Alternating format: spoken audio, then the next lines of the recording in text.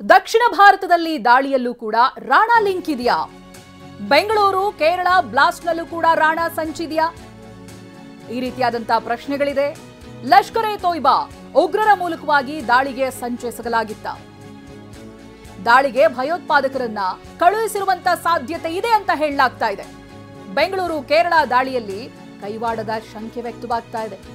2008ರ ಬೆಂಗಳೂರಿನ serial bomb blast, ಕೇರಳದಲ್ಲಿ ನಡೆದಿರುವಂತಹ ಉಗ್ರರ ದಾಳಿಯಲ್ಲೂ ಕೂಡ ಕೈವಾಡ ಇದೆಯಾ? ಲಷ್ಕರ್ ಎ ತೊಯ್ಬಾ ಉಗ್ರ ಸಂಘಟನೆ ಆಕ್ಟಿವ್ ಆಗಿತ್ತು.